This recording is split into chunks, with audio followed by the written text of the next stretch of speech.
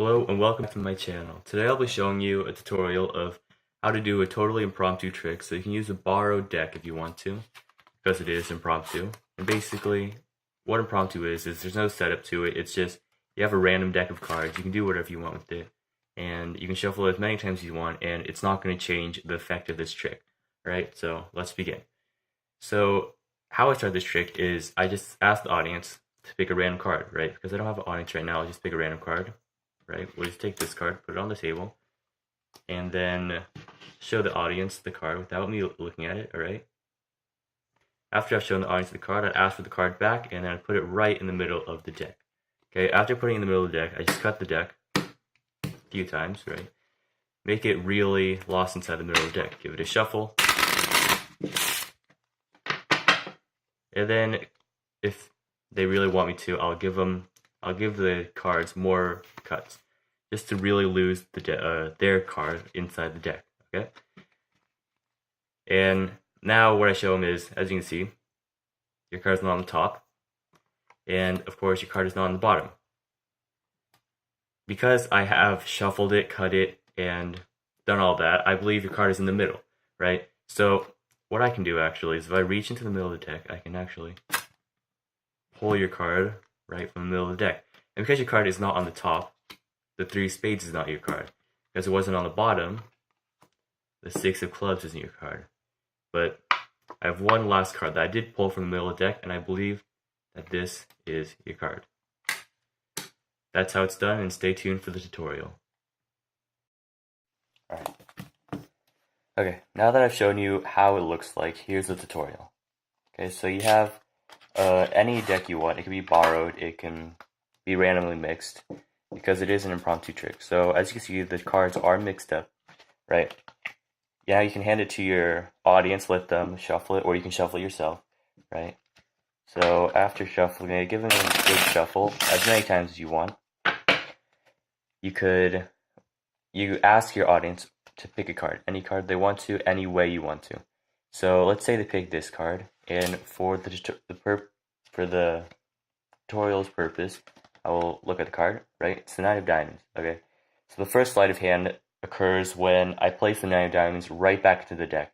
And I do this by putting it in the middle of the deck any way you want to. And what I do is if you push your thumb down and in, it will create this natural bend for your thumb, right? This is called a thumb break, and it gets that natural bend. And then from your thumb break, you transfer it right over to pinky break. As you see, that pinky is right inside of that crack, okay? And I'm doing all this without the audience knowing. And of course, this is exaggerated for the video.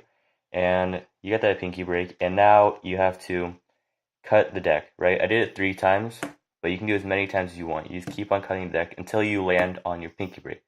Once you land on the pinky break, you put the whole entire deck in your hand, right on top of the cut, right? So essentially what you did was you forced their card right on top, okay? Now that their 9 of diamonds is on top, you can do whatever you want. You can do some false cuts, some shuffles, and if you do shuffle, remember to keep the 9 of diamonds right on top of the deck. And then you can add some false shuffles or false cuts if you want. A tutorial of the false cut is coming soon, and with that, the 9 of diamonds is right on top. Okay, so now the second sleight of hand that I used was getting the 9 of diamonds not lost in the deck, but controlling it to where I want it to go. So how I did this was I incorporated a pinky break under the top card, and how I did that was I slid my thumb right, I slid my thumb left, so it would give my pinky a little space under that card, and then square it up again, which gives a little break from the top card to the rest of the deck. And of course, this is exaggerated, okay?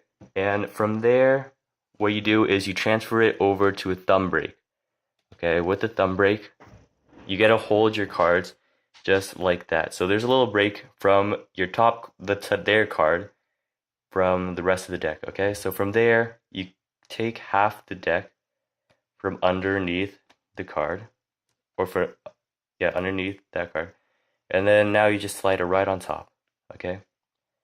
And now, because you did create that thumb break, you still have that little crease or that little section right there you just take the rest of the cards from the middle or from the bottom, put it right on top.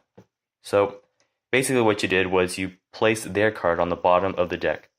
Okay, and now you have to do it one last time. So here's how it looks. So from pinky break over to thumb break, over to cut, and then cutting the rest of the deck right on the bottom.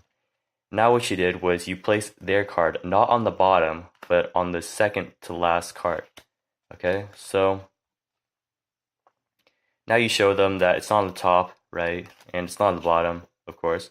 And what you do is you have to place your one hand right here, you place a pointer finger right on the bottom of the deck, so you can take your other hand and slide that bottom card off the deck.